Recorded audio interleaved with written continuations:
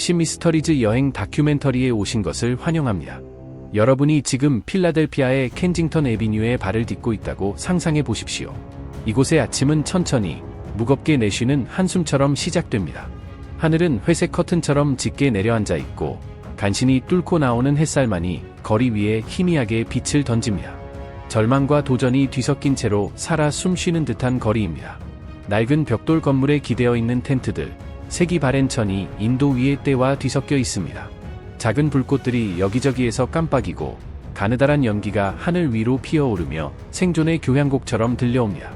텐트 천이 펄럭이는 소리, 속삭이는 사람들의 목소리, 콘크리트를 스치는 발걸음 소리, 어둠 속에서 드러나는 얼굴들엔 세월의 고됨이 묻어있고 어떤 이들은 꺼지지 않는 희망의 불빛을 눈동자에 담고 있습니다. 여기는 바로 켄징턴, 노숙자 문제가 다시금 심각하게 떠오른 곳입니다. 오늘 탑시 미스터리즈 채널에서는 이 지역의 가식 없는 현실을 깊이 있게 들여다보려 합니다. 인간성은 이곳에서 끊임없이 시험받고 있지만 여전히 꺼지지 않았습니다. 4월의 어느 쌀쌀한 해질 무렵, 켄징턴과 서머셋 거리 근처에 한 소년이 앉아 있었습니다. 8살도 되지 않아 보이는 이 소년은 고장난 장난감 트럭을 손에 쥐고 놀고 있었습니다. 바퀴 하나가 빠지고 플라스틱은 금이 가 있었지만 소년은 그것을 인도 위에서 이리저리 밀며 자신의 세계에 빠져 있었습니다. 그 옆에는 아마도 그의 어머니로 보이는 한 여성이 쓰레기 봉투를 뒤적이며 더럽혀진 담요를 꺼내고 있었습니다. 소년의 점퍼는 테이프로 여기저기 붙여져 있었고 운동화는 밑창이 거의 닳아 있었습니다. 이 장면은 최근 현장 조사 중에 촬영된 것으로 마음속 깊은 곳에 오래도록 남는 아픔을 전해줍니다. 이 소년은 단지 수많은 켄징턴 어린이들 중 한 명일 뿐입니다. 이곳에서 되살아나고 있는 문제 속에서 자라나는 아이들. 거칠고도 넓은 풍경 속의 작은 존재입니다. 이 순간은 큰 소리로 외치지 않지만 조용히 속삭이며 우리에게 묻습니다. 차가운 통계 속에 숨겨진 삶을 제대로 보고 있습니까? 2024년 5월 8일, 필라델피아시 정부는 대담한 작전을 시작했습니다. 시청 공무원들, 경찰, 그리고 지역 지원 단체들이 합동으로 출동해 이블록에 걸쳐 이어진 텐트촌을 철거하고 약 75명의 사람들을 다른 곳으로 옮겼습니다. 그 순간 거리는 다시 살아난 듯 보였습니다. 인도는 깨끗이 정리되었고 가게들의 정면이 드러났으며 드물게 느껴지는 질서가 스쳐 지나갔습니다. 하지만 시간은 빠르게 흘렀고 올해 4월이 되자 상황은 다시 악화되었습니다. 시 정부 태스크포스의 보고서에 따르면 현재 이 지역의 노숙자 수는 675명에 달합니다. 이는 작년 철거 작전 당시보다 훨씬 많은 수치입니다. 텐트는 다시 인도를 가득 채우고 작은 불빛들이 밤을 밝히며 이 지역을 오랫동안 지배해온 불안한 에너지가 다시 공기를 감쌉니다. 사람들은 다시 돌아왔고 여전히 하나의 질문이 떠오릅니다. 왜 켄징턴 애비뉴는 계속해서 노숙자들이 몰려드는 장소로 남아 있습니까? 19세기 말, 이곳은 거대한 산업 도시였습니다. 방직 공장은 쉬지 않고 돌아갔고, 제철소는 불꽃을 뿜었으며, 이민자 가족들은 안정된 월급을 바탕으로 삶을 일구었습니다. 1920년대에는 연립주택과 공장이 줄지어 늘어선 활기찬 노동자 계급의 중심지였습니다. 그러나 20세기 중반, 상황은 완전히 바뀌었습니다. 2차 세계대전 이후 자동화와 해외 생산 이전으로 인해 산업이 무너졌습니다. 1965년이 되자 절반 이상의 공장이 멈추었고 일자리는 사라지며 쇠퇴가 시작되었습니다. 1980년대에는 크랙 코카인, 1990년대에는 헤로인, 그리고 2005년에는 약물 과다 복용으로 필라델피아 전체에서 406명이 사망했습니다. 이 중 상당수가 켄징턴 거리와 관련이 있었습니다. 2020년 그 숫자는 1214명으로 급증했고 이 지역은 어두운 중심지로 자리 잡았습니다. 이제 과거는 더 크게 울려 퍼집니다. 방직기가 돌던 자리에 텐트가 세워졌고 노동자들이 출근하던 곳에 불꽃이 피어오릅니다. 이 모든 역사는 끝없는 소용돌이 속에 갇힌 노숙자 공동체를 만들어냈습니다. 2024년 셰렐 파커 시장은 켄싱턴 지역을 통제하겠다는 결심으로 자신의 명성을 걸었습니다. 5월 8일 여러 기관이 함께 참여한 대대적인 단속 작전이 시작되었습니다. 천막은 불도저로 철거되었고 경찰은 순찰을 돌며 지역사회 복지 담당자들은 손을 내밀어 도움을 주었습니다. 필라델피아 인콰이어러 보도에 따르면 철거된 75명 중 24명이 쉼터나 치료시설에 입소했다고 합니다. 몇 주 동안 거리에는 다시 빛이 돌아왔고 지역 상점들은 매출이 늘었다고 보고했으며 시민들은 천막 사이를 피해 다니지 않아도 되는 거리를 걸을 수 있었습니다. 하지만 여름이 저물면서 그 환상은 서서히 깨졌습니다. 8월이 되자 알레게니, 캠브리아, 헌팅턴 같은 이면도로에 다시 천막이 들어섰고 12월이 되자 켄싱턴 애비뉴 자체가 원래의 모습으로 돌아왔습니다. 이제 그 단속 작전은 흐릿한 기억 속 한 장면처럼 결코 멈추지 않는 폭풍을 잠시 스쳐간 한 줄기 바람에 불과하게 되었습니다. 왜 이런 노력들은 그렇게 빨리 사라져 버린 것입니까? 이 이야기를 데이터로 다시 바라봐야 합니다. 2024년 미국 주택도시개발부는 필라델피아의 노숙인 수를 약 5,700명으로 집계했습니다. 이 중 켄싱턴 지역은 전체의 약 35%를 차지하며 약 2,000명이 이곳에 머물고 있었고 이 중 약 675명이 바로 켄싱턴 애비뉴에 집중되어 있었습니다. 지난 4월 불편 화재 대응 태스크포스는 단 한 달 동안 무려 65건의 화재를 진압했으며 이는 섭씨 영하 2도, 화씨 28도, 의 혹한 속에서 어쩔 수 없이 불을 피워야 했던 사람들의 절박한 방어 수단이었습니다. 전국적으로 보면 HUD는 노숙자 수가 58만 6천 명으로 전년 대비 4% 증가했다고 밝혔습니다. 필라델피아의 평균 임대료는 $1,875로 2023년보다 17% 상승했습니다. 준퍼에 따르면 최저임금 노동자가 이 금액을 감당하려면 주당 108시간을 일해야 한다고 합니다. 그러나 2024년 필라델피아시의 노숙자 관련 예산은 $1,500만 불과했고 정책 옹호자들은 최소 1억 3천만 달러가 필요하다고 추산했습니다. 이 숫자들은 단순한 통계가 아닙니다. 켄싱턴이라는 잔혹한 현실을 구성하는 뼈대입니다. 이곳 주민들은 날 것 그대로의 현실 속에서 살아가고 있습니다. 선샤인 하우스, 켄싱턴 애비뉴 2774번지의 로 피카르도는 지난 4월 집 근처에서 매일같이 불이 나는 이유에 대해 설명했습니다. 그녀는 화재의 위험에 늘 불안해하지만 따뜻함을 찾는 이들을 비난할 수 없다고 말했습니다. 레스토랑 칸티나 라 마르티나는 노숙자 문제가 재발한 이후 매출이 25% 감소했으며 이는 2024년에 겪은 하락과 같은 패턴입니다. 배달 기사들은 해가 지면 특정 지역을 피하고 있는데 그 이유는 주사기와 긴장된 충돌 상황 때문이라고 합니다. 그럼에도 불구하고 이곳에는 여전히 따뜻한 마음이 존재합니다. 리하이 거리에 있는 한 식료품점은 바깥에 물병을 내놓고 요크 거리 근처의 이발소는 주말마다 무료로 머리를 잘라줍니다. 티오가 거리의 한 할머니는 천막에 사는 사람들에게 몰래 양말을 건네줍니다. 켄싱턴 주민들은 지쳐가면서도 연민을 잃지 않으려 노력하고 있습니다. 선택하지 않은 무게를 짊어진 채 버티고 있는 공동체입니다. 도대체 무엇이 사람들을 다시 켄싱턴 애비뉴로 끌어들이는 것입니까? 마약은 분명한 이유 중 하나입니다. 펜타닐과 트랑크로 불리는 자일라진이 유입되면서 각지에서 중독자들이 몰려들고 있습니다. 하지만 치료를 받는 일은 매우 어렵습니다. 의료 기록에 따르면 2024년 필라델피아에서 오피오이드 사용자 약 2만 명 중 오직 10%만이 치료를 받을 수 있었다고 합니다. 임시주거시설은 매일 밤 70에서 90명을 거절하고 있으며 일반 주택 임대는 사실상 불가능한 상태입니다. 어떤 사람들은 거리에서의 동료애 때문이라고 말하고 또 어떤 사람들은 그것이 그저 절박한 생존의 방식일 뿐이라고 이야기합니다. 당신은 어떻게 생각하십니까? 이 끊임없는 끌림의 정체는 무엇이라고 생각하십니까? 켄싱턴 애비뉴의 새벽이 밝아오고 또 하나의 하루가 혹독한 리듬 속에서 시작됩니다. 프리벤션 포인트 직원들은 매달 1,500회의 날칸 오피오이드 해독제를 배포하고 있으며 지난 4월 한 달 동안만 60건의 약물 중독 쇼크를 막아냈습니다. 오전 중반이 되면 거리는 다시 활기를 띱니다. 어떤 사람은 양말 한 켤레를 샌드위치와 바꾸고 어떤 사람은 벽에 기대 비몽사몽한 상태로 앉아 있으며 또 어떤 사람은 쓰레기통을 뒤지며 팔 수 있는 물건을 찾습니다. 오후가 되면 거리에는 짧은 정적이 찾아옵니다. 하지만 해가 지기 시작하면 다시 불이 켜집니다. 지난 2월 기온이 화씨 26도, 섭씨 -2도로 떨어지자 95건의 화재가 발생했습니다. 이곳의 삶은 매 순간 치열합니다. 한 끼 식사를 구하는 것, 비를 피할 수 있는 건조한 구석을 찾는 것, 경찰의 단속을 피하는 것, 이 모든 것이 작은 승리입니다. 이건 단순한 다큐멘터리의 한 장면이 아닙니다. 이는 수백 명의 생명이 오늘도 뛰고 있는 심장박동이며 끈질기고 단단한 의지로 새겨진 삶의 기록입니다. 필라델피아는 결코 가만히 있지 않았습니다. 파커 시장의 5단계 계획은 대대적인 단속 작전으로 시작되었습니다. 2단계의 목표는 치료용 침대 200개 확보였지만 지난 4월까지 겨우 80개만 마련되었고 예산 문제로 진행이 중단되었습니다.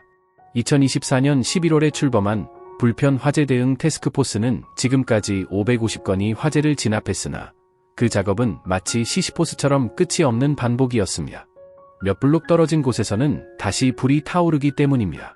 페어몬트에 계획된 환자 분류센터는 주민들의 반대에 부딪혔고 이로 인해 지역사회 접근팀은 필요한 인원보다 20% 부족한 상태에서 활동을 이어가야 했습니다.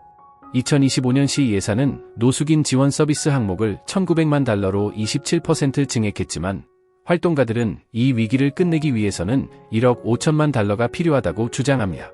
분명히 노력은 존재하지만 이는 거센 맞바람 속을 거슬러 달리는 마라톤과도 같습니다. 켄싱턴에서는 마약이 가장 큰 문제이자 근본적인 동력입니다. 2024년 필라델피아에서는 약물 과다 복용으로 인한 사망자가 총 1,170명으로 집계되었으며 이 중 73%는 펜타닐과 자일라진이 혼합된 약물과 관련이 있습니다. 이러한 현상은 특히 켄싱턴 지역에서 집중적으로 나타나고 있습니다. 비영리 단체인 세비지 시스터즈는 올해 1분기에만 자일라진에 의해 생긴 피부 괴사 상처를 450건이나 치료하였습니다. 이 상처들은 단순한 찰과상이 아닌 피부 깊숙이 파고든 심각한 궤양으로 쉽게 낫지 않고 고통스럽게 남아 있습니다. 이 지역에서는 마약 판매가 대낮에도 거리에서 공공연히 이루어지고 있습니다. 지난 4월 대대적인 단속을 통해 20명이 체포되었지만 여전히 마약 공급망은 끊기지 않고 활발히 운영되고 있습니다. 경찰의 단속은 일시적인 조치일 뿐 근본적인 해결에는 이르지 못하고 있습니다. 마약 중독은 사람들을 올가매는 족쇄와도 같지만 그 이면에는 빈곤이라는 더 강력한 고리가 존재합니다. 필라델피아 시청의 자료에 따르면 이 지역의 노숙자 중 약 60%는 한 달 수입이 $500도 채 되지 않습니다. 경제적 어려움뿐만 아니라 정신 건강 문제도 심각합니다. 필라델피아 보건 통계에 따르면 노숙자의 절반 가까이가 정신질환을 가지고 있음에도 불구하고 치료를 받지 못하고 있는 실정입니다. 이처럼 켄싱턴대로는 생존을 위해 몸부림치는 사람들과 마약이 얽혀있는 절망과 고통이 공존하는 기이한 시장처럼 보입니다. 거리에서 살아가는 사람들은 매일매일 위험에 노출되어 있습니다. 2025년 1월 이 지역에서는 극심한 추위로 인한 동상 사례가 40건 발생하였고 4월에는 이동식 진료소에서 폐렴 진단을 받은 환자가 15명에 달했습니다. 자일라진으로 인한 피부 궤양은 시간이 지나도 멈추지 않고 계속 퍼지고 있으며 세비지 시스터즈는 2월 한 달 동안 180건이 상처를 치료했습니다. 정신건강 문제는 더욱 악화되고 있습니다. 필라델피아 보건국의 조사에 따르면 전체 노숙자의 48%가 조울증, 불안장애 등 심각한 정신질환을 앓고 있습니다. 서머셋 거리 근처에 위치한 한 이동식 진료소는 올해 1분기 동안 총 300건이 진료를 진행했으며 응급처치와 함께 일부 환자들에게는 병원 치료로 연결될 수 있는 추천서도 제공하였습니다. 그러나 이는 매우 제한적인 지원에 불과합니다. 약물 중독을 되돌리는 응급약인 나르칸은 노숙자들에게 생명을 구해주는 구명줄과 같습니다. 4월 한 달 동안 나르칸을 통해 약물 중독을 역전시킨 사례는 100건에 달했습니다. 하지만 나르칸은 응급 처방일 뿐 마약 중독이라는 깊은 병을 완전히 치유할 수는 없습니다. 현재 켄싱턴의 거리에서 살아가는 노숙자들은 매 순간 무너짐에 저항하며 한숨 한숨에 모든 힘을 실어 조용하지만 치열한 싸움을 이어가고 있습니다. 이런 상황에 대응하기 위해 필라델피아시 정부는 다양한 계획과 행동을 내놓았습니다. 셰렐 파커 시장이 발표한 5단계 계획에는 단속 작전 실시, 치료 병상 수 확대, 하지만 예산 문제로 인해 4월 기준 예상치 200개 중 80개만 확보됨, 문제 화재 진압 특수팀 구성, 550건이 화재를 진압했으나 새로운 화재를 막지는 못함, 그리고 노숙자 서비스 예산을 2025년까지 $1,900만 증액, 27% 증가 하는 내용이 포함되어 있습니다. 하지만 이러한 노력은 문제의 규모에 비해 여전히 너무 미약하다는 비판을 받고 있습니다. 활동가들은 최소 $1억 5천만 규모의 예산을 요구하고 있습니다. 환자 분류센터 건립 계획은 지역 주민의 반발에 직면해 있으며 오피오이드 관련 소송에서 나올 수 있는 $3억 보상금은 아직 법적으로 확정되지 않은 상태입니다. 켄징턴 의원 그룹은 덴버 사례를 인용하며 주거 우선, 프로그램을 위한 7천만 달러 지원을 요구했지만 구체적인 행동은 여전히 느리게 진행되고 있습니다.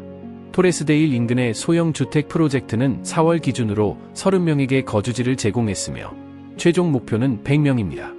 정신건강을 위한 예산 5천만 달러 증액 제안도 주의회에서 정체되고 있습니다.